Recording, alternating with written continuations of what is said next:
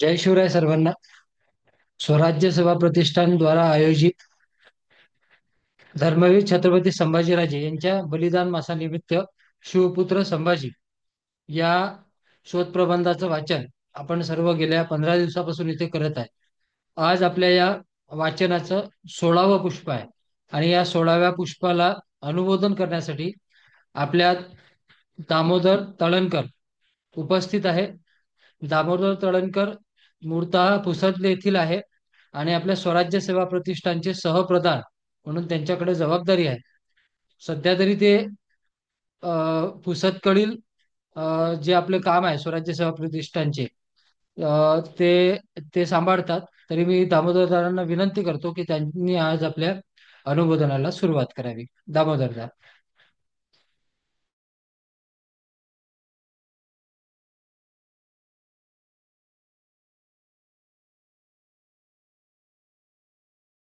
Unmute जय करा, unmute. Shivray.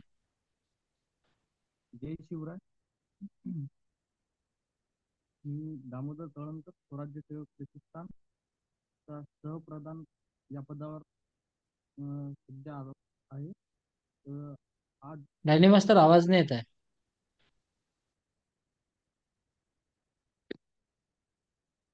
आज आपल्या अनुमोदाची सुरुवात मी भिडे गुरुजींच्या एका श्लोक पासून करतो.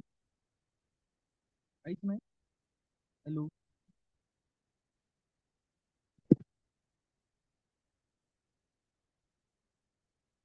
आवाज येतात? फार कमी येतोय. नेटवर्क प्रॉब्लेम असेल. व्हिडिओ अरे व्हिडिओ ऑफ म्यूट करून आहे. टाका. व्हिडिओ ऑफ करून टाका आणि मोबाईलचा माईक कसा पकडूनही करू शकता. हम्म. जय शिवराय सर्वांना. तर आजचं अनुमोदन मी भिडे गुरुजी यांच्या एका श्लोकापासून सुरुवात करतो. खड्गाहून करण्या मन धार धार डॅनी आल्याहून मास्तर, आवाज करण्या काहीच नाही येत. काहीच नाही. एकदम कमी येत आहे आवाज. म्यूट आहे वाटते. नाही नाही. नाही, अनम्यूटच आहे पण त्यांच्या बहुतेक माईकचा प्रॉब्लेम आहे. फक्त काही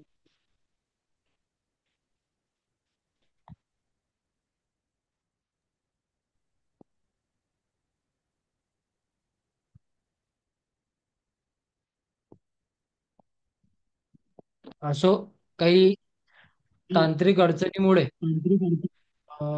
डॅनी मास्तरांचा आवाज येत नाही आहे व्यवस्थित.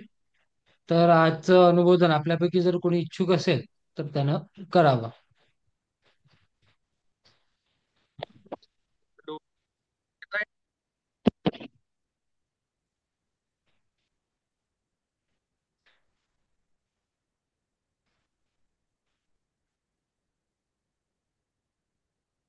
आपल्यापैकी कोणी इच्छुक असेल तर त्यानं अनुमोदन करावं.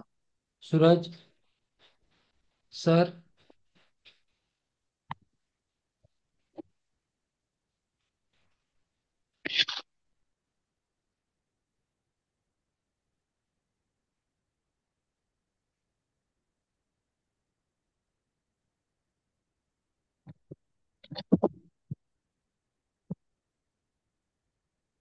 सर, जय शिवराय सर्वांना. आजच्या या 16व्या पुष्पासाठी आपण सर्व एकत्रित आलेलो आहे. आजच्या आतापर्यंत आपण छत्रपती संभाजीराजे आणि त्यांच्याशी संबंधित म्हणजे महाराज थोरले महाराज गेले आणि छत्रपती संभाजी महाराजांच्या हाती स्वराज्याचा कारभार आला. या अल्पावधीत महाराजांनी स्वतःला स्टेबल केलं, कारण वडिलांचा अंत्यविधी सुद्धा छत्रपती संभाजी महाराजांना करता आला नाही. म्हणजे एका मुलाचं दुर्भाग्य काय असतं. जन्म होतो आणि या मुलाला आईचं दूध सुद्धा मिळत नाही. एक दुधाई बनून त्याला दुसऱ्या एका स्त्रीचं दूध मोठं होईपर्यंत पाजलं जातं. आई बाळंताची पणाच्या आजारानं ग्रसलेली असते. वयवर्ष 2.5 असताना त्यांच्या आईचं निधन होतं. आणि म्हणजे जन्मतः छत्रपती संभाजी महाराजांच्या आयुष्यात असं म्हणायला हरकत नाही की संघर्षही लिहूनच आला आहे. महाराज झाले तेव्हापासनं तर महाराज ज्यांचं बलिदान हौतात्म्य होतपर्यंत महाराजांच्या आयुष्यात नुसतं संघर्ष होता. आणि हा संघर्ष साधा सुद्धा संघर्ष नव्हता. कारण विचार करा की 2.5 वर्षाचा मुलगा, आई गेलेली आहे, वडील सतत स्वराज्याच्या विविध मोहिमांवर राहते, आणि घरचं वातावरण, या सगळ्या ह्याच्यात हा छोटासा मुलगा, 2-2.5 वर्षाचा मुलगा शिकतोय, आपलं जीवन यापन करताय. एक काळ असा येते की वडिलांसोबत वडील त्याला हात पकडून एका ठिकाणी घेऊन जातात आणि त्याला सांगतात की आजपासून तू औरंगजेबाचा 5,000 मनसबदार झालाय, तुला या मिर्झा राजेंच्या छावणीत राहायचं आहे. विचार करा, 5 वर्षाचा मुलगा, त्याला राजकारणात काय असतं ते सुद्धा कळत नाही, राजकारण या शब्दाचा अर्थ सुद्धा कळत नाही. आणि अशा ह्याच्यात तो मुलगा 5,000ची मनसब वयाच्या 5व्या वर्षी घेतो. आणि नुसतं मनसब घेत नाही, तर त्या मनसबीत मिर्झा राजासारख्या दिग्गज अशा अनुभवी सरदाराला आपल्या बोलण्याच्या कोडीत अडकवतो. आणि त्याच्याकडून, जसं कालच्या आपल्या अनुभवात हरीश दादांनी सांगितलं, की कितीतरी धान्याची पोते ते स्वराज्यासाठी आणतात, वय वर्ष 5. तेच होत नाही तर वय म्हणजे वयाच्या 7व्या वर्षी औरंगजेबाच्या दरबारात जात आहे. आग्र्याचा इतका मोठा दरबार पाहतो. या दरबारात दोघही बापलेकांना कैद केला जाते. थोरले महाराज कैद, छत्रपती शिवाजी महाराज कैद होते. आणि महाराजांचे डोळे बनून आग्रा शहराचं मॅपिंग करण्याचं काम 7 वर्षाचे संभाजीराजे करत आहेत. विचार करा, त्या बालवयात या छोट्या मुलाची दूरदृष्टी किती मोठी असली पाहिजे. आणि हा मुलगा कारण महाराज शिवाजी महाराज नजर काही देत होते, त्यांना बाहेर पडता येत नव्हतं, पण संभाजीराजे आग्रा शहरात फिरत होते. आणि ते फिरत असताना प्रत्येक छोट्या छोट्या गोष्टी ऑब्झर्व करत होते. आणि या ऑब्झर्व केलेल्या छोट्या छोट्या गोष्टी शिवाजी महाराजांनी येऊन सांगत होते, आणि महाराज त्याच्या आधारावर आपल्या सुटकेचा प्लॅन तयार करत होते, योजना आखत होते. म्हणजे विचार करा की संभाजीराजेंच्या त्या बालवयात किती मोठी जबाबदारी, दोघांच्या प्राणाची जबाबदारी ही संभाजीराजांवर होती. आणि संभाजीराजांसारखा एक कर्तृत्ववान मुलगा इतक्या कमी वयात ही जबाबदारी सहजतेने पेलतोय. खडा ना खडा त्या शहराची माहिती शिवाजी महाराजांपाशी येते. आणि महाराज त्याला अनुसरून आपली योजना आखतात. आणि आपल्या सगळ्यांना माहित आहे की आग्र्यावरून ते सही सलामत निघतात.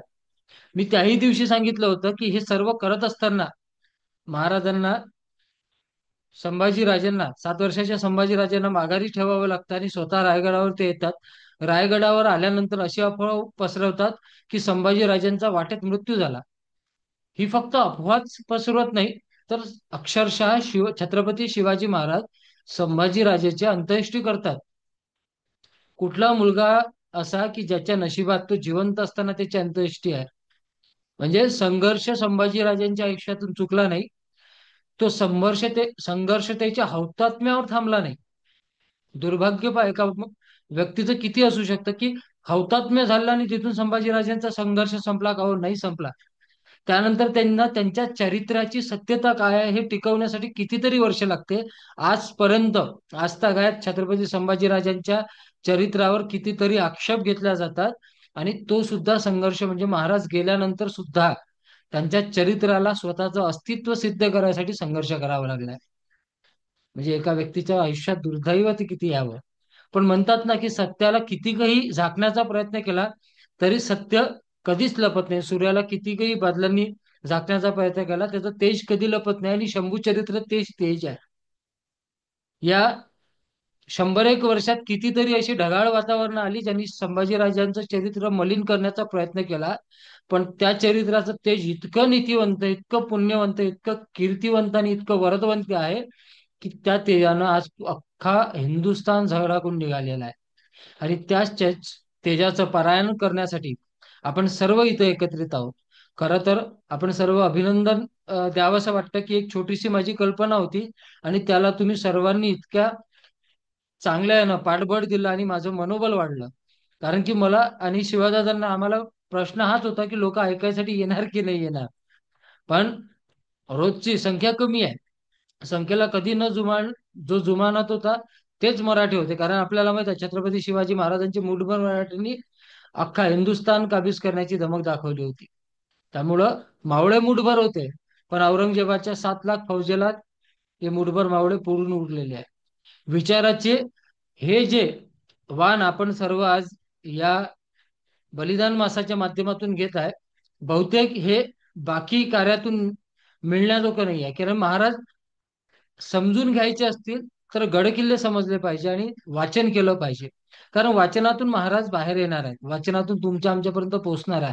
महाराजांची कीर्ती काय होती, महाराजांची युद्धनीती काय होती, महाराजांची सौंदर्य दृष्टी काय होती, महाराजांची नीतीपारायणता काय होती, हे सर्व कधी समजेल ज्या वेळेस आपण महाराजांचे चरित्र वाचनात आणू. दुर्भाग्य हे आहे की आज वाचन संस्कृती कमी झाली आणि त्यामुळं फक्त समोर एखादा वक्ता येईल आणि तो जे सांगेल ते प्रमाण म्हणून आपण शिवचरित्र आणि शंभूचरित्र तसंच डोक्यात घेतो. मग कुठंतरी शिवाजी महाराजांची तलवार 70 किलोची होते, असे कितीतरी मिथक आपल्या मस्तकी मांडल्या जाते आणि आपणही अभिमानाने ते सांगतो की शिवाजी महाराजांची तलवार 70 किलोची होती. खरं तर ह्या गोष्टी वाचनातून, अनुभवातून दूर करता येतात, पण ते करायला आपण धजावत नाही. ही दुर्भाग्याची गोष्ट आहे. त्यामुळं आजच्या अनुबोधनात आज काही तांत्रिक अडचणीमुळे दामोदर दादांचं अनुबोधन आपल्याला घेता आलं नाही. त्यामुळं सरतेशेवटी या अनुबोधनाची जबाबदारी मला घ्यावी लागली. तर आजच्या अनुबोधनाने एवढंच सांगतो की आज या वाचनातून जे शिवपुत्र संभाजी आपण समजणार आहोत आणि त्याच शिवपुत्र संभाजीचा येणाऱ्या पिढीपर्यंत वारसा आपल्याला प्रदान करायचा आहे. एवढंच बोलतो आणि आजचं अनुबोधन थांबवतो. वाचनाच्या लिंकसाठी पुन्हा आपल्या ग्रुपवर लिंक येईल, सर्वांनी ती जॉईन करायची आहे. जय शिवराय. जय शिवराय.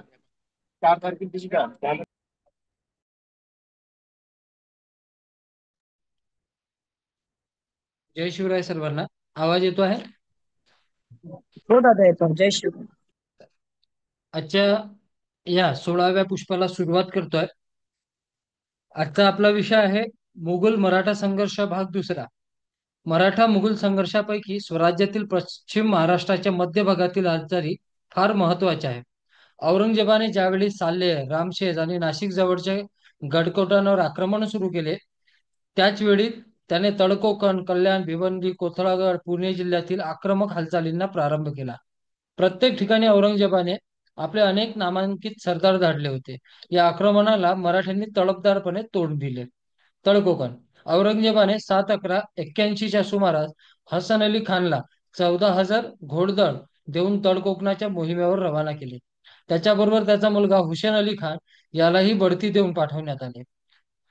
हे दोघेही 1682च्या जानेवारी महिन्याच्या अखेरीत तळकोकणात पोहोचले. मराठ्यांवर हल्ला करण्याची संधी ते पाहत होते.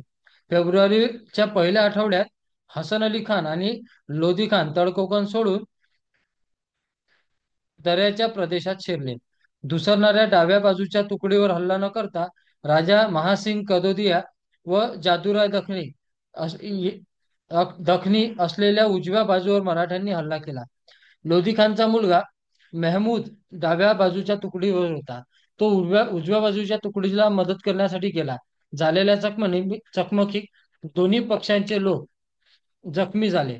जाधवराव, राजा महासिंग कदोरिया, दलपत शुभकर बुंदेला आणि मेहमूद हे मुघली सैन्यातील अधिकारी जखमी झाले. राणाजी आणि रावजी जखमी होऊन पडला असता मराठ्यांनी त्यांना उचलून नेले आणि कल्याण आणि भिवंडी येथील हालचालीचे त्रोटक वर्णन भीमसेन सक्सेनाने दिलेले आहे. तर कोकणातील गनिमांचा मोड करण्यासाठी हुसेन अली खान कल्याण भिवंडीकडे रवाना झाला. या मोहिमेत राव दलपत हा त्याच्या बरोबर होता. कोकणातील अनेक युद्धप्रसंग झाले. त्या राव दलपत याने उत्कृष्ट कामगिरी केली. जाधवराव दखनी मारला गेला. त्याचा नातू जगदेवराव याला मनसब आणि नगारे नौबतीचा मानही देण्यात आला. जाधवरावाचा मुलगा वयाने लहान होता. त्याला बापाची जहागीर आणि मनसब देण्यात आली. या मोहिमेत राव कर्ण याचा मुलगा पद्मसिंग हजारी शौर्याने लढत असता मरण पावला. 1682च्या फेब्रुवारीच्या दुसऱ्या आठवड्यात हसन अली खान तळकोकणातून निघून नाशिकला पोहोचला. औरंगजेबाने ऑगस्ट 1682 मध्ये तळकोकणातील हालचाली पुन्हा सुरू केल्या. जुलै अखेरच्या जमीनदाराला राणूजीला तळकोकणातील मुलूक नष्ट करण्यासाठी कामगिरी व इनाम खिलत 5,000 प्यादे देऊन रवाना केले. त्याच्याबरोबर बनसतराव 3,000 प्यादे देऊन मराठ्यांच्या मुलखात पाठवण्यात आले. संभाजी महाराजांचा मुलूक उद्ध्वस्त करण्यासाठी आणि कब्जात आणण्यासाठी खान जहान बहादूरला त्याच्या साथीदारांसह ऑगस्ट 1682 कडे तळकोकणात पाठवले. येथे जाण्यापूर्वी औरंगजेबाने त्याला शहजादा शाह आलम याला भेटण्यास सांगितले होते. मुघलांचा चालू असलेल्या सर्व हालचाली संभाजीराजेंना रोखण्याचा प्रयत्न करीत होते. तळकोकणातील मुघल सैन्याची अडवणूक करण्यासाठी संभाजीराजांनी आपल्या अधिकाऱ्यांना हुकूम देऊन मुघलांच्या वाटा अडवण्यास सांगितले होते. तळकोकणातील ठाण्यावरील अधिकाऱ्यांना बोलवून त्यांना येणाऱ्या संकटाची कल्पना दिली. अधिकाऱ्यांनी हुकुमाची ताबडतोब अंमलबजावणी केलेली दिसते. 1682च्या ऑक्टोबर महिन्यात तळकोकणात एक अधिकारी अली चौधरी, एक सरदार, 1000 स्वार व 2000 प्यादे आपल्याला दिले तर सुरत पासून तळकोकण चा पूर्ण मुलूक तो लुटू शकेल असे त्याने सांगितले. या वाट्यावर संभाजीराजेच्या सैन्याची ये जा चालू असल्याने मुघली अधिकाऱ्याला व पायदळाला कोकणात मराठ्यांनी शिरू दिले नाही. कान्होजीच्या बरोबर असलेल्या पायदळाच्या चाकरीत ठेवण्यासाठी मीर वदाहन गुरुबरदार गेला होता. मावळे जातीच्या प्याद्यांनी चाकरीत ठेवावे असा औरंगजेबाचा हुकूम होता. परंतु संभाजीराजांनी दऱ्याखोऱ्यातील सर्व रस्ते बंद करून पायदळाला खोऱ्यात शिरू दिले नाही. खोऱ्याची वाट बंद असल्यामुळे घोडेस्वारांना मुघली पायदळ घेऊन तळकोकणात शिरता आले नाही. 1682 सालच्या नोव्हेंबर महिन्याच्या पहिल्या आठवड्यात खान जहान बहादूर रामशेरच्या किल्ल्यातून उतरून तळकोकणात गेला आणि तेथून तो चांदोरला रवाना झाला. या सुमारास शहाबुद्दीन खान जुन्नर येथे होता. जादा सामान आणि बुगण्याचा येथील परिसर सोडून तो तळकोकणाच्या खऱ्यात खोऱ्यात शिरला. या तालुक्यातील जवळजवळ 20 गावे त्यांनी लुटून जाळली. त्याने अनेकांना मारले. खोऱ्यात मुक्काम करून जवळपासची गावे लुटून त्यानंतर खोऱ्याच्या बाहेर पडण्याचा विचार त्याचा होता. तळकोकणाचा एक इनामदार असा याने आपल्या तातडीचा अंमलबजावणी करणारा अधिकारी नेमले तर तेथे त्याची वहिवाट झाल्याने तळकोकण लुटता येईल अशी विनंती केली होती. याला शहाबुद्दीन खानने आपल्या डाव्या फळीवर ठेवून तळकोकणाची दौड केली. दोघांनी खोऱ्यातील काही गावे लुटून अनेकांना मारले. 1000 मराठ्यांना कैद करून 4000 जनावरे पकडली. नंतर शहाबुद्दीन खान जुन्नर येथे गेला. थलरनेरच्या बाजूस मराठ्यांचा बंदोबस्त करण्यासाठी नोव्हेंबरच्या अखेरीस तो जाणार होता. मराठे तळकोकणाच्या खोऱ्यात मुघलांची खोडी काढत असत. संरक्षणासाठी खबरदार राहून मराठ्यांचा पाठलाग करून त्यांचे परिपत्य करावे असा शहाबुद्दीन खानला हुकूम देण्यात आला होता. 1683च्या सुरुवातीत बहादूर खान तळकोकणाच्या खोऱ्यातील सरहद्दीवर नेमण्यात येऊन यशवंतराव जाधव याला प्यादांसह त्याच्या मदतीस जाण्यास सांगितले. फेब्रुवारी 1683 पर्यंत बहादूर खान तेथेच होता. मराठे त्याला सामना देत होते. मराठ्यांविरुद्ध एकट्याने टक्कर देणे बहादूर खानला कठीण जात असावे. त्यामुळे फेब्रुवारी 1683च्या अखेरीस कासिम खान यास बहादूर खानच्या कुमकेसाठी जावयाचा हुकूम देण्यात आला. त्याला तळकोकणाची बाजूची माहिती नसल्याने त्याने तिकडे जाण्याचे टाळले. यामुळे औरंगजेबाने राहुल्ला खान फौजेसह कासिम खानला बरोबर घेऊन बहादूर खानच्या कुमकेसाठी तळकोकणातील खोऱ्याच्या वाटेच्या तोंडाशी जाण्यास सांगितले. राहुल्ला खान आणि बहादूर खान येथून 15 मार्च 83 च्या सुमारास कल्याण किल्ल्याला वेढा घालण्यासाठी रवाना झाले. 81च्या नोव्हेंबर महिन्यात मुघलांनी हसन अली लोधी खान, त्याचा मुलगा मोहम्मद दलपत बुंदेला, राजा महासिंग, जाधवराव खान बहादूर, शहाबुद्दीन खान, इसा बहादूर खान, मातब्बर खान इत्यादी सरदारांना घेऊन कसोशीचे प्रयत्न केले तरी त्यांना यश येत नव्हते. कल्याण भिवंडी कोकण पट्टीच्या उत्तर भागातील ठाणे जिल्ह्यात हे गड आहेत. हे ताब्यात असले तरी मराठी मुलखात शिरणे सोपे नव्हते. जुन्नर येथे मुघलांचे ठाणे असल्याने तेथून त्यांना या प्रदेशाची आक्रमक हालचाली करणे सोयीचे होते. औरंगजेबाने नाशिक जिल्ह्यातील गडांना वेढे घातले. त्याच वेळी त्याने ठाणे जिल्ह्यातील मोक्याचे गड घेण्याचा प्रयत्न केला. रामसेस प्रमाणे या जिल्ह्यातील कल्याण भिवंडी आणि कोथळागड याला वेढे दिले. मराठ्यांनी मुघलांचे हे वेढे परतवून लावण्याचा चिकाटीने प्रयत्न केला.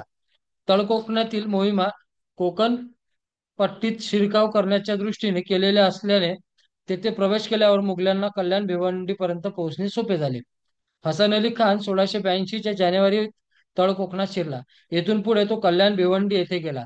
जेदे शकावलीप्रमाणे जानेवारी 1682 हसन अली खान कल्याण भिवंडी जाळून फिरून गेला. तळकोकणात शिरताना हसन अली खान जवळ 14,000चे सैन्य होते. कल्याण भिवंडी शिरताना त्याचे सैन्य वाढलेले दिसते. या सैन्यात 20,000 स्वार, 15,000 पायदळ होते. कल्याण येथे पोहोचेपर्यंत हसन अली खानने संभाजीराजांच्या मुलखात जाळपोळ करून कल्याण येथे तट दिला होता. वाटेत त्याने पोर्तुगीजांच्या होड्या जाळल्या. हसन अली खान व घाटावरून आलेल्या संभाजीराजांच्या सैन्यात लढाई झाली. या लढाईत नवाबाच्या सारशी झाली, परंतु या बातमीची सत्यनिष्ठता नीट समजली नाही, असे मुंबईकरांनी सुरतकरांना कळवले होते. हसन अली खान जवळ कल्याण भिवंडीकडे जाताना पुरेसा दाणागोटा व दारूचा साठा नव्हता, म्हणून त्याने सिद्धी महंमद याला पत्र देऊन 3/2/82 रोजी इंग्रज वखारवाल्यांकडे धाडले. हसन अली खान कल्याण येथे राहणार होता, तर इंग्रजांनी त्याच्या मागण्या पुऱ्या कराव्या लागल्या असत्या. संभाजीराजांना सुगावा लागू न देता इंग्रजांनी हसन अली खानला दानागोटा द्यायचा होता. यासंबंधी सुरतकर 24/2/82 रोजी कळवतात. हसन अली खानच्या समाधानासाठी तुम्हाला देत येण्यासारखी जादा दारू व इतर वस्तू रोख पैसे घेऊन द्या, परंतु त्या अगदी गुप्तपणे द्या. संभाजीराजाला हा व्यवहार समजेल अशी दक्ष न समजेल अशी दक्षता घ्या. धान्य सामुग्रीबाबत मात्र स्पष्ट सांगा की ते आपल्याजवळ नाही. हा दानागोटा मिळण्यापूर्वी हसन अली खानाला माघारे जावे लागले, कारण बादशाही लष्कराच्या व संभाजीराजाच्या सैन्याची अलमलक्या नजीक जवळ लढाई झाली. आलमगीर पातशहाकडील हसन अली खान लढाईत जखमी झाला. बरेच लोक जखमी झाले, पुष्कळ मेले. संभाजीराजांकडील मोहीम फत्ते झाली, अशी माहिती बुसातीन उल सलामतीमध्ये दिलेली आहे. फेब्रुवारी महिन्याच्या अखेरीस हसन अली खान हा तळ कोकणातून निघून नाशिकला पोहोचला. 1681 सालच्या नोव्हेंबरमध्ये फ्रेंचांनी मराठ्यांच्या तोफा आणि दारुगोळा पुरवल्याबद्दल सुरतेच्या सुभेदाराकडे निषेध व्यक्त केला होता. 1682 साली फ्रेंचांकडून मराठ्यांविरुद्ध लढण्यासाठी जहाजे आणि खलाशी याची मागणी केली होती, परंतु पुरेशी जहाजे व खलाशी उपलब्ध नसल्याने सबबीवर फ्रेंचांनी मुघलांची मागणी टाळली. एप्रिल महिन्यात हसन अली खानला 19,000ची फौज देऊन सरदारी देऊन संभाजीराजांच्या राज्यात रवाना केले होते. या सैन्याला दानागोटा मिळावा आणि समुद्रमार्गे यांनी आघाडीवर हल्ला करावा म्हणून मेच्या अखेरीस मीर मोहम्मद मोमीन याला 6,000ची फौज घेऊन जहाजातून सुरत मार्गे रवाना केले होते. या आघाडींवरील हालचाली नोव्हेंबरमध्ये पुन्हा निकराने सुरू होत्या. नोव्हेंबरमध्ये रणमस्त खान कल्याणला येऊन बसला होता. हा वेढा रामशेजच्या वेड्याप्रमाणे निकराने चालू होता. हे गड घेण्यासाठी औरंगजेबाने आपले अनेक अनुभवी सेनापती रवाना केले होते, परंतु या सर्वांना संभाजीराजांच्या ध्येयनिष्ठ सरदारांनी परतवून लावले. कल्याण भिवंडीपासून 5 मैलावर असलेल्या मेहंदळी गावात मराठ्यांचे 2,000 स्वारांनी मुघल ठाण्याची लुटालूट केल्याची बातमी समजल्यावर मुकरम खार 20 नोव्हेंबरला जादा सामान व बुगण्यांसह किल्ला सोडून मराठ्यांना तंबी देण्यासाठी धावला. मुकरम खान व मराठे यांच्यात मेहंदळी गावाच्या अलीकडे 30 कोटावर असलेल्या उरण खेड्याजवळ लढाई झाली होती. दोन्हीकडील सैनिक मेले, काही जखमी झाले. यानंतर मुकरम खानाने मौजे मेहंदळी येथे डेरा उभारला. रणमस्त खान उर्फ बहादूर खान कल्याणला येऊन बसला असताना मराठ्यांची 7,000 स्वारांची आणि 8,000 प्याद्यांची तुकडी कल्याण भिवंडी जवळ गेली. ही बातमी कळताच तो तेथे पोहोचला. त्याने तेथे गडी तयार करण्यासाठी ठाणे मजबूत केले. 28 नोव्हेंबर रोजी बहादूर खानने यांच्यात लढाई झाली. मराठ्यांनी पळून जाण्याचा आव्हानला. यानंतर रणमस्त खानाबरोबर मुकाबला करण्यासाठी संभाजीराजे नोव्हेंबर-डिसेंबर मध्ये रोहिपाजी भोसले, केशवपंत व निळोपंत यांना रवाना केले. बहादूर खान व या सैन्यात लढाई झाली. मराठ्यांकडील बरेचसे सामान मुघलांच्या हाती लागले. त्यानंतर बहादूर खान स्वार होऊन त्याने मराठ्यांकडील किल्ले भितिंगा येथे वाढीस आग लावली. डिसेंबरच्या 2ऱ्या-3ऱ्या आठवड्यात मराठ्यांनी रणमस्त खानाच्या सैन्यावर 2-3 वेळा हल्ले केले. ते परतवून लावून मराठ्यांनी पुन्हा एकदा रात्रीचा हल्ला केला. तेव्हा त्याचे कल्याणचा किल्ला दुरुस्त करण्याचा प्रयत्न केला. तटाच्या भिंतीचे काम अपुरे राहिले. त्याने पहाऱ्यासाठी 2,000 माणसे नेमली. हे करता संभाजीराजे याने तुकोजी सरदाराबरोबर मोठे सैन्य धाडले. या सैन्याने कल्याणपासून 8 मैलावर असलेल्या गावी मुक्काम केला. येथे त्याने मोर्चे लावले व खंदक खणले. ही बातमी करताच बहादूर खानने याकूब खान, रमी खान, दाऊद खान याच्या 3 तुकड्या तयार करून मराठ्यांना तंबी देण्यासाठी रवाना केले. सिद्दी याकूब खान हा मुघल सैन्यासाठी दानागोटा घेऊन आला होता. या तिन्ही तुकड्यांनी मराठ्यावर हमला केले. या चकमकीत बंदुका, धनुष्यबाणचा उपयोग करण्यात आला होता. याचा एक चकमकीत चुक तुकोजी व त्यांचे साथीदार मारले गेले. मराठ्यांनी मुकाबला केल्यानंतर ते डोंगरात निघून गेले. मुघल सैन्याने त्याचा 10 मैलापर्यंत पाठलाग केला. मराठ्यांनी पुन्हा बाणांचा वर्षाव केला व हातगाईचा सामना केला. वर दिलेल्या मजकुरात व रामरावजी चिटणीस बखरीत मजकुरात बरेच साम्य आहे. चिटणीस लिहितो, रणमस्तखान कल्याणप्रांती येऊन उपद्रव केला. हे वर्तमान महाराज कळल्यावर रायगडावरून निघून फौजेला सुद्धा कल्याण येथे गेले. रणमस्तखान यांच्याशी युद्ध देऊन रसदबंदी करून सर्व काही मारून जेर केले असता याकुत खान जंजिऱ्यावरून कुमकेस गेले. यांनी जहाजातून उतरून मधी मोरेच देऊन रणमस्तखान यास रसद पोहोचून योग्य पुरावा केला. 1683च्या जानेवारी फेब्रुवारी कल्याण भिवंडीचा संग्राम चालू होता. रणमस्तखान कल्याण भिवंडी ठाणे घेऊन बसला होता. त्याच्या मदतीस यशवंतराव जाधव या मुघल अधिकाऱ्याला जवळच असलेल्या पैदानसह जाण्याचा हुकूम रणउल्ला खानाने दिला. रणमस्तखान यास दानागोट्याची आवश्यकता होती. जहाजातून हा दानागोटा याकुत खान पुरवीत असे. ते ठाणे कल्याणपर्यंत जहाजातून दानागोटा आणण्यासाठी पोर्तुगीजांनी मुघल सैन्यांना परवानगी दिली होती. ही परवानगी दिल्यामुळे पोर्तुगीज व संभाजीराजे यांचे संबंध बिघडले होते. कल्याण भिवंडीकडे जाणाऱ्या मुघलांच्या तारावर प्रतिकार करण्यासाठी मराठ्यांनी पारसिक येथे किल्ला बांधण्याची तयारी केली होती. ही बातमी समजताच पोर्तुगीजांनी ती जागा ताब्यात घेऊन येथे आपण किल्ला बांधला. जहाजातून दानागोटा आणण्यासाठी मुघलांनी इंग्रजांकडे परवानगी मागितली होती. इंग्रज संभाजीराजेंशी शत्रुत्व ओढवून घेण्यास तयार नसले तरी दुसरीकडे मुघलांना नाखुश करण्यासही ते तयार नव्हते. इंग्रजांनी मुघलांना परवानगी मागताच मुंबईकरांनी लंडनला 8-1-83च्या पत्रात कळवले होते, मुघल आरमारास आपण आपल्या बंदरात येऊ दिल्यास संभाजीराजा त्याच्याबद्दल तीव्र पसंती दाखवेल व रागावेलही. त्याने याच कारणावरून पोर्तुगीजांना शत्रू लेखून त्यांच्या कित्येक होड्या जाडल्या.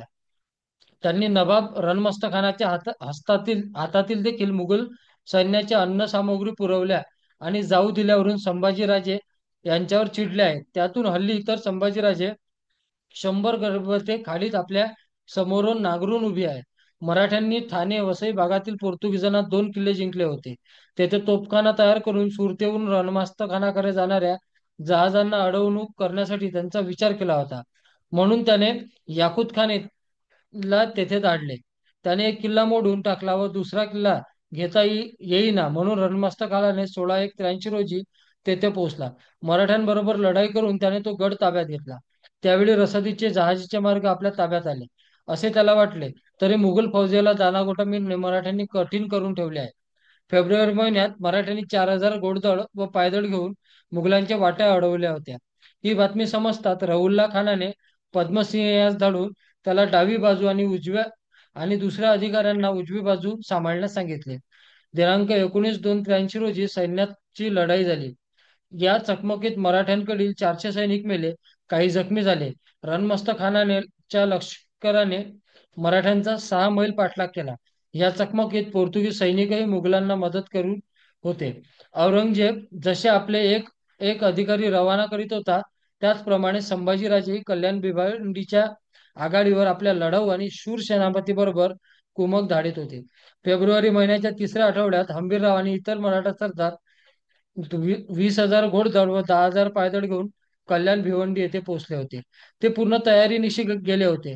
त्याच्या सैन्यात हत्यारे, भाले, छत्र्या, तंबू इत्यादी सामान होते. मुघलांच्या बाजूने रणमस्त खान व पद्मसिंह हे उजव्या बाजूची आघाडी सांभाळत होते. याशिवाय सैन्यात भगवंत सिंह, त्याचे वडील माखूजी, रामसिंह, हरिसिंह, रघुनाथ सिंह, काबुली सिंह हे अधिकारी होते. 27-2-83 रोजी दोन्हीकडील बड्या सैन्यात चकमकी उडाल्या. हंबीरराव व पद्मसिंह हे शौर्याने लढत होते. झालेल्या चकमकीत माकीत हंबीरराव जखमी झाल्यामुळे ते रणातून माघारी फिरले. त्याच्याबरोबर असलेले 3 अधिकारी मरण पावले. या लढ्यात मुघल अधिकारीही जखमी झाले, काही मेले. पद्मसिंहला 35 जखमा झाल्या. भगवंतसिंह व त्याचे वडील मेले. पद्मसिंह मेल्याचे समजल्यावरून रतन राठोडचा मुलगा रामसिंह हा आजारी पडला असून चिखलत घालून मराठ्यांची मुकाबला करण्यासाठी निघाला आहे. परंतु आजारात अविचाराने हालचाली केल्यामुळे तो मरण पावला. इतर 25 सरदार जखमी झाले. हरिसिंह हा मैदानात पडला असता मराठ्यांनी त्याला उचलून नेले. अशा तऱ्हेने मोठी फौज धाडूनही मुघलांना कल्याण भिवंडीच्या आघाडीवर प्रगती करता आली नाही. मार्च महिन्याच्या पहिल्या आठवड्यात सलाबत खान याला हुकूम झाला होता की त्याने कल्याण भिवंडी जवळ असलेल्या फरजापूर ठाण्यात जाऊन सावध राहावे. मार्च महिन्याच्या दुसऱ्या आठवड्यात रणमस्त खान मदतीस राहुल्ला खान जाऊन मिळाला. आतापर्यंत हालचालीवरून कल्याण भिवंडी चा गड पडलेला नसावा, कारण यापैकी कोणीतरी हा किल्ला दुरुस्त करून तेथे रणमस्त खान पावसाळ्यात राहता येईल की नाही असे तळकोकणात राहणाऱ्या मोहम्मद खान अफजल याला विचारण्यात आले होते. मोहम्मद अफजलने उलट कळवले होते की पावसाळ्यात हवेतील तेथील घोडे मरतात, परंतु तेथून अलीकडे 12 कोसांवर मावेली नावाच्या ठिकाणी राहता येईल, कारण वाटेत कोठे राहावयासाठी पठार नाही. मुघल सैन्याची अशा तऱ्हेने तयारी चालू असताना संभाजीराजे यांच्या सैन्याने जहाजामार्गे मुघलांकडे जाणारी अन्नधान्याची रसद लुटली. पठार मार्गे रसद पोहोचण्यासाठी बरीच अडचण निर्माण केली. राहुल्ला खान 15/3/83 रोजी रणमस्त खानाच्या फौजेसह मिळाला. तेव्हा त्याने रणउल्ला खानास कल्याण भिवंडी येथील किल्ल्यात उतरण्यास सांगितले. किल्ला लहान असून रहुन्ना खानाजवळ मोठा जमाव होता, म्हणून तो बाहेरच डेरा टाकून राहिला. दुसऱ्या दिवशी रणमस्त खानाला निरोप दिला की एके ठिकाणी बसून राहणे ठीक नाही, गस्त घालण्यासाठी स्वारी केली पाहिजे. त्या सुमारास बादशाही फरमान आल्यामुळे राहुल्ला खानाने मराठ्यांची फौज दिसताच त्यांच्यावर हमला केला. दोन्हीकडील सैनिक मेले. राहुल्ला खानाच्या मराठ्यांविरुद्धचा टिकाव लावणे कठीण होते, कारण त्याला दक्षिणी लोकांच्या लढाईची माहिती नव्हती. त्याने सरदारकी कामात ढिलाई न करता त्या परिस्थितीतही तो 24 मैल पुढे गेला आणि रणमस्त खान आपल्या फौजांबरोबर आपणही शत्रूची माहिती करून घेतली. मराठ्यांची खोडी काढून पिछाडीवर हल्ला केला. राहुल्ला खानाला दक्षिणी लोकांच्या लढाईची माहिती नसताना सुद्धा तो धडाडीने पुढे गेला. याबद्दल शाह आलमकडे त्याचे कौतुक करण्यात आले होते. तो औरंगजेबाच्या मावस बहिणीचा मुलगा होता. एप्रिलमध्ये राहुल्ला खानाचा मुलगा सैफुल्ला यालाही कल्याण भिवंडीच्या आघाडीवर धाडले. मुघल सैन्याचा प्रतिकार करण्यासाठी संभाजीराजे यांनी या आघाडीवर रुपाजी भोसले आणि मानाजी मोरे यांना धाडले होते. हंबीरराव जखमी होऊन माघारी आले होते. त्यामुळे कल्याण भिवंडीपासून 14 मैलावर रुपाजी भोसले आणि मानाजी मोरे यांच्या नेतृत्वाखाली मराठ्यांचे सैन्य एकत्र जमून शत्रूच्या सैन्याची खोडी काढण्यासाठी विचारत होते. हे करताच एप्रिलच्या पहिल्या आठवड्यात सैफुल्ला खान तेथे पोहोचला. दोन्ही सैन्याची लढाई झाली. सैफुल्ला खानने 2-3 गावे जाळली. छत्र्या हत्यारे टाकून मराठे जंगलात लपले. तेथील चकमकी जखमी झालेले रुपाजी भोसले व मानाजी मोरे अशी माहिती सैफुल्ला खानने दिली होती, परंतु या बातमीत तथ्य नव्हते. मुघल अधिकारी आपली प्रौढी मिरवण्यासाठी अफवाही उठवत असावे, कारण प्रत्यक्षात रुपाजी भोसले संभाजीराजे यांच्या अखेरपर्यंत जिवंत होता व मानाजी मोरे 29/10/84 रोजी अन्य कारणासाठी संभाजीराजेंच्या कैदेत होता. वरील चकमकीनंतर सैफुल्ला खान कल्याण भिवंडीला जाऊन नंतर तो नाशिककडे रवाना झाला. वर दिलेल्या माहितीसंबंधी जेदे शेकावलीत त्रोटक हकीकत सांगितली आहे. 19 मार्च ते 16 एप्रिलच्या दरम्यान रोहिल्ला खान कोलवणीतून उतरून गेला व रणमस्त खान घाटावर येऊन गेला. तेव्हा त्याची रुपाजी भोसले व टोलतियाजवळ लढाई झाली. पद्मसिंह राजपूत आणि कित्येक लोक ठार मारले. राहुल्ला खानने बादशाहला बोलविल्याचे फर्मान 8/4/83 च्या सुमारास देण्यात आले. त्याप्रमाणे तो मे महिन्यात बादशाहच्या भेटीस गेला. कल्याण भिवंडी येथील त्रोटक प्रसंग एकत्र करून मराठी साम्राज्याच्या छोट्या बखरीत खालील मजकूर दिला आहे. तो रणमस्त खान मनसबदार पातशाहकडील फौजेनिशी कल्याणावर आला. त्याच्याजवळ संभाजीराजे फौज सरंजाम निशी गेले. मुकाबला लढाईचा झाला. मोगलांचे लष्करात दाना न मिळे. राजांचे फौजेत आरमारावरून भरती सामान पुरवले. युद्ध भारी झाले. रणमस्त खान बहुत जेरा केला. मोगलांचे कटाकट धरून मोर्चे लावले. त्यावर राहुल्ला खान धावून येऊन रणमस्त खान याहुल काढून घेतला. 1682 जानेवारीत कल्याण भिवंडी येथे सुरू झालेले आक्रमण रणमस्त खान, हसन अली खान, राहुल्ला खान, सैफुल्ला खान, पद्मसिंह व इतर अनेक मातब्बर अधिकारी धाडूनही यश न मिळाल्याने 1683 एप्रिलमध्ये औरंगजेबाला या आघाडीवरून सैन्य मागे घ्यावे लागले. हंबीरराव, रुपाजी भोसले, मानाजी मोरे, तुकोजी व इतर अनेक अधिकारी यांनी स्वराज्याच्या रक्षणासाठी यशस्वीपणे मुघलांच्या आक्रमणाला तोंड दिले होते. 1688 अखेरीपर्यंत कल्याणचा प्रांत संभाजीराजे यांच्या ताब्यात होता. 1688 पर्यंत मुघल सैनिक या प्रांताची लुटालूट करीत होते. कल्याण प्रांतातील हातनवली, वडगाव, हडतोली या गावात प्रयागजी दिनकर हा मुघलांचा बंदोबस्त करीत होता. मुघलांनी स्वाऱ्या करून गावे मारून नेली, त्यामुळे तेथील रहिवासी गावे सोडून गेली होती. गनिमाला मारून काढण्यासाठी लोकांनी इमान, जमिनी, वतने हवी होती. रयतेला धीर भरवसा देण्यासाठी आणि शत्रूचा बंदोबस्त करण्यासाठी प्रयागजी दिनकर रावाने वतने इनाम मागितले होते. औरंगजेबाविरुद्ध लढा देण्यासाठी उद्युक्त करण्यासाठी संभाजीराजे यांनी वतन इनाम दिली होती. कल्याण प्रांतातील मुघलांचा प्रतिकार करण्यासाठी संभाजीराजे यांच्या मुख्य प्रधानाने नीलकंठ मोरेश्वराने 9/11/88 रोजी प्रयागजी दिनकरला कल्याण प्रांतातील हातनोली वडगा गावाचे वतन दिले होते.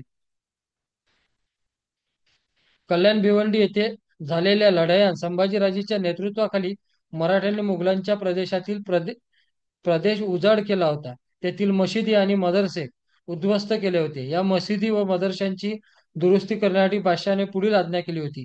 सय्यद कुतुबुद्दीन सज्जदानिश यांनी पुढील प्रमाणे अर्ज केला आहे. नरकवासी संभाजीने धर्मद्वेषामुळे तळकोकणाचे मदरसे आणि मशिदी उद्ध्वस्त केल्या. मी कुतुबुद्दीन 2 जुम्मा मशीद आणि 1 मदरसा ही दुरुस्त केला आहे, पण इतर मदरसे आणि जुम्मा मशिदी अद्याप नामशेष आहे. इकडील पाऊस तर सर्वांना माहीत आहे. एखाद्या प्रामाणिक अधिकाऱ्याला हुकूम व्हावा की काळजीपूर्वक रक्कम खर्चूनही पवित्र इमारती दुरुस्त कराव्या, म्हणजे बादशाच्या साह्याने ठिकठिकाणी मशिदी आणि मदरसे चालू होतील. तर तुम्ही त्या भागातील मशिदींच्या परिस्थितीवर प्रतिवृत्त पाठवावे. वस्तुस्थिती अशी आहे की पूर्वी या भागातील मुसलमानांची वस्ती बरीच होती. कसब्यातून मशिदी आणि मदरसेही होते. मराठ्यांच्या धुमाकडीच्या काळात हा भाग पूर्णपणे उजाड झाला होता. काफराने संभाजीराजांनी सगळ्या मशिदी पाडून टाकल्या. आता परमेश्वर कृपेने हा प्रदेश बादशहाच्या ताब्यात गेला आहे. विद्वान आणि धर्मशास्त्रज्ञ मुसलमान परागंदा झाले होते. ते परत आपापल्या गावी आले आहेत. कल्याण, इस्लामाबाद, पनवेल आणि शेनोला या ठिकाणी मुसलमानांची वस्ती बरीच आहे. आपण बादशहांनी हे कळून हे कार्य होईल असे करावे. हे काम सय्यद कुतुबुद्दीनच्या देखरेखीखाली करविण्यात यावे. मनुष्य विद्वान आणि साधू वृत्तीचा आहे. तो व्यवस्थित आणि काटेकोरपणे हे काम पार पाडेल. माहुली गड हा गड ठाणे जिल्ह्यातील शहापूर तालुक्यातील शहापूरच्या वायव्येला 4 मैलावर आहे. माहुली नावाचा डोंगरावर बांधलेला आहे. त्याची उंची 2815 फूट असून गडाचा रस्ता पूर्वेकडील माचीवरून जातो. 1661 साली शिवाजी महाराजांनी हा गड मुघलांकडून जिंकला. पुढे जयसिंगाबरोबर झालेल्या तहात मुघलांकडे हा परत गेला. पुन्हा तो मोरोपंत पिंगळे यांनी 1670 साली जिंकून घेतला. संभाजीराजांच्या कारकिर्दीत 1688 पर्यंत मराठ्यांच्या ताब्यात हा गड होता. 1687-88च्या सुमारात मातरब खान फौजदार म्हणून काम करीत असताना त्याला बादशाही फरमान मिळाले. त्यावर त्याने बादशाला 1688 मध्ये एक अर्ज पाठवला. त्यात तो म्हणतो, कोकणात उतरून माहुली आणि इतर किल्ले घेण्याची शर्त करीन. बालाघाटचे किल्ले घेण्याची मी जीवाची पर्वा केली नाही. त्याचप्रमाणे घाटाखालचे किल्ले घेऊन तिकडील महालांचा बंदोबस्त करीन.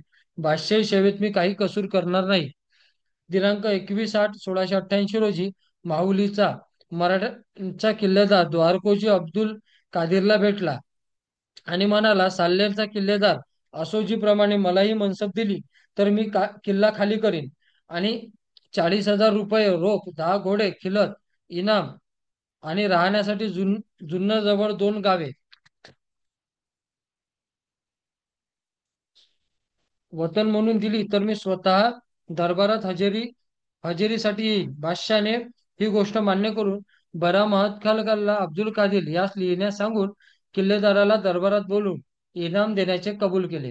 माहुली किल्ला मुघलांना दिल्याबद्दल किल्लेदार द्वारकोजी याला 2,500 अशर्फे मिळाल्या होत्या. 1689 साली मार्तब खान बादशाला अर्जी पाठवून कळवतो की माहुलीचा किल्ला म्हणजे तळकोकणाची राजधानी होय. तिच्या भोवती मुघलांची ठाणी टिकून राहणे अशक्य. किल्ल्यावर रसद, सरंजाम मुबलक. किल्ला अतिशय मजबूत. किल्ल्याभोवती वेढा घालून चौक्या बसविला तर त्यासाठी 5-6 हजार पायदळ सहज लागेल. किल्ला जिंकून घेणे लांबणीवर पडेल, खर्चही बराच होईल. म्हणून मी नरसू महाडिक याला मध्यस्थी नेमले. माहुलीचा हवालदार द्वारकोजी, किल्ल्यातील इतर इसम यांनी बादशाची ताबेदारी पत्करण्यास मने वळवली. त्यांना बादशहाकडून बक्षिसे व इतर कृपेच्या वस्तू देण्यात येतील अशी मी आशा बाळगतो. बादशाहकडून हे सर्व किल्लेदारांच्या सुपूर्द करण्यात आले. 1688 साली जुलै महिन्याच्या शेवटी सय्यद अफजल खान याने आपला मुलगा हसन अली या सैन्य घेऊन होलगड किल्ला जिंकून घेण्यासाठी पाठवले. तेथील किल्लेदारांनी त्यांच्याशी झुंज दिली, परंतु मुघल सैन्यापुढे निभाव लागला नाही. मुघलांनी किल्ला जिंकल्यावर सय्यद अब्दुल्लाने होडगड किल्ल्याच्या सोन्याची किल्ली बादशाहकडे रवाना केली. कोथाळगड औरंगजेबाच्या तळकोकणातील व कल्याण भिवंडी येथील आपले सैन्य काढून घेतले तरी त्याने 1684 मध्ये उत्तर कोकणातील आक्रमण हालचाली पुन्हा सुरू ठेवल्या. कोथळगड तळकोकणातील तेलाघाटच्या डोंगरात असून ठाणे जिल्ह्यात शहापूर तालुक्यात शहापूरच्या ईशान्येत 12 मैलावर आहे. कोथळगडाच्या वेढ्यासंबंधी माहिती मराठ्यांच्या व इंग्रजांच्या कागदपत्रात मिळत नाही. औरंगजेबाच्या बातमीतून ह्या वेढ्यासंबंधी तपशीलवार माहिती उपलब्ध झालेली आहे. औरंगजेबाने दिनांक 12/11/84 च्या सुमारात अब्दुल कादर व अली बिरादकी हैदरचा पुतण्या याला संभाजीराजांच्या किल्ल्यातील ताब्यातील किल्ले घेण्यासाठी धाडले. पूर्वी काजी हैदरने औरंगजेबाला लिहून कळवले होते, कोथळगड महत्वाचा नसून जो कोणी तो ताब्यात ठेवील त्याचा ताबा तळकोकणावर राहील. अब्दुल कादिर या गडाच्या जवळपास गेला.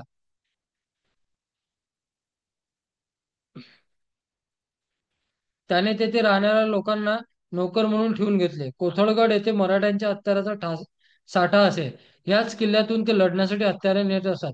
हे करताच कादिर व त्याचे 300 बंदूकधारी 8/11/84 रोजी कोथळगडच्या पायथ्याशी पोहोचले. मराठ्यांनी या लोकांना मागे हटवले तरी देखील काही लोक किल्ल्याच्या मगरकोट दरवाजाजवळ पोहोचले. दरवाजा उघडला म्हणून त्यांनी आरडाओरडा केली. किल्ल्यावरील मराठा सैनिकांना वाटले की आपलीच माणसे हत्यार नेण्यासाठी आली आहे. त्यामुळे आतील सैनिकांनी किल्ल्याचे दार उघडताच मुघल सैनिक किल्ल्यात शिरले. किल्ल्यात मराठ्यांची फौजही होती. मराठे व मुघल यांच्यात लढाई झाली. तेवढ्यात अब्दुल कादरी गडावर चढला. पुन्हा मुकाबला झाला. अब्दुल कादरीच्या मदतीसाठी मानकोजी पांढरी गेला. झालेल्या चकमकीत मुघलांना यश आले. 9/11/84 रोजी म्हणजे दुसऱ्या दिवशी मराठ्यांना अचानकपणे किल्ल्याला घेरले. धनुष्य बाणांची मोठी लढाई झाली. त्यामुळे अब्दुल कादरीची स्थिती कठीण झाली. अब्दुल कादरी गडावर गेल्यापासून त्याच्या मदतीसाठी कोणीही गेले नव्हते. म्हणून त्याने बादशाला लिहिले की माझ्या मदतीसाठी कोणी आले नाही तर मी जगणार नाही. मराठ्यांनी किल्ला वेढला. बाणांची व बंदुकांची लढाई झाली. किल्ल्यातील दारुगडा अग्नीच्या भक्ष्यांनी पाडला. गडावर जाणारी सामुग्री मराठ्यांनी लुटली असल्याने मुघल सैन्याला दारुगोळा व दाणागोटा मिळेना. 19-20 तारखेच्या सुमारास जुन्नर किल्लेदार अब्दुल अजीज खान याने आपला मुलगा अब्दुल्ला खान याला सैन्यासह अब्दुल कादरीच्या मदतीसाठी पाठवले. अब्दुल्ला खान तेथे पोहोचला तेव्हा मराठा सरदार नारोजी त्र्यंबक याने मुघल सैन्याची वाट अडवण्यासाठी तेथील खोले रोखून धरले. म्हणून अब्दुल्ला खानने हल्ला केला. तलवार खंजीर हातगाईची लढाई झाली. झालेल्या लढाईत नारोजी पकडला गेला. मराठ्यांनी किल्ल्याचे खोरे रोखून धरल्यामुळे कोराडचा ठाणेदार अब्दुल कादर खान, शिक्रापूरचा ठाणेदार मानकोजी, करेड निजामीचा ठाणेदार हसन अली खान येथे पोहोचले. मराठे व मुघल यांच्यातील चकमकी होऊन नारोजी त्र्यंबक व इतर सरदार धारातीर्थी पडले व कोथळगड 16/11/84 रोजी मुघलांच्या हाती गेला. अहमद खानाने नारोजी त्र्यंबकचे डोके रस्त्यावर टांगले. हा किल्ला जिंकून घेतला म्हणून गडाच्या सोन्याची किल्ली औरंगजेबाकडे पाठवण्यात आली. जयदेशकावलीतील या प्रमाणाचे हे उल्लेख दिलेले आहे. एकीकडे अशा तऱ्हेची फितुरी झालेली दिसते तर दुसरीकडे ध्येयनिष्ठेसाठी मराठ्यांनी कोथळगड परत घेण्यासाठी प्रयत्न सुरू केलेले दिसतात. 1684 सालच्या डिसेंबर महिन्याच्या अखेरीस मराठ्यांनी गडाकडे जाणाऱ्या मुघल सैन्यास अडवले. तसेच पायदळाच्या एका तुकडीने किल्ल्यात प्रवेश मिळवला. किल्लेदार सय्यद अब्दुल करीम खानाबरोबर बाण आणि बंदुकीची लढाई उडाली. अब्दुल खानाने यापूर्वीच गडावर मदत पोहोचण्याचे सांगितले होते. मराठ्यांनी त्याला अडवले असल्याने तेथे वेळेवर कुमक पोहोचू शकली नाही. खान हा कोथळगडाकडे मदत घेऊन निघाला. त्याला 7,000 मराठ्यांच्या तुकडीने अडवले. त्याच्याशी सामना झाला परंतु मराठ्यांना यश लाभले नाही. मराद खान 24/12/84 रोजी कोथळगडावर पोहोचला. मुघलांनी किल्ला ताब्यात घेतल्यानंतर मराठी फौजेतील 400 पायदळ मावळ्यांना जमादार राहतजी हा चाकरीच्या आशेने गडाच्या नव्या मुघलांकडे गेला. अशा गोष्टी घडत असताना तरी काही सैनिकांनी किल्ला परत घेण्याचे प्रयत्न सोडले नाही. 700 पायदळच्या तुकड्याने हत्यारे व दोर घेऊन किल्ल्याच्या आत शिरण्याचा प्रयत्न केला. 85 रोजी दोरीच्या साहाय्याने शिडीने 200 लोक किल्ल्यात शिरले. त्यांनी अब्दुल काशीदची चकमक झाली, पण त्याही प्रयत्नात मराठ्यांना यश आले नाही. दोन्हीकडची माणसे जखमी झाली. पकडलेली माणसे व शिड्या बादशाहकडे पाठवण्यात आल्या. मुघलांनी जरी कोथळगड जिंकला तरी मराठ्यांनी तो परत घेण्याचे अनेक प्रयत्न केले, परंतु त्यांना त्यात यश आले नाही. सारखा दारूचा साठा असलेला तळकोकणातला ताब्यात ठेवणाऱ्या महत्वाच्या गडाला मराठ्यांना मुकावे लागले. मराठ्यांनी अनेक आघाड्यावर लढावे लागत असल्यामुळे त्यांना तेथे कदाचित कुमक पडली असण्याचा संभव होता. संभाजीराजे व त्यांचे ध्येयनिष्ठ सेवक मुघली आक्रमणाविरुद्ध स्वराज्याच्या रक्षणासाठी कशा तऱ्हेने लढत होते हे वरील 2 वेळावरून सहज लक्षात येईल. पुणे जिल्हा दक्षिण बाजू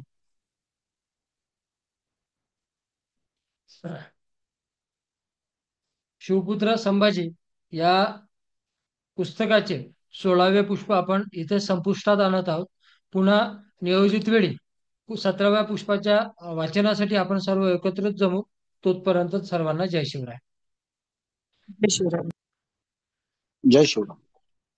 जय शिवराय.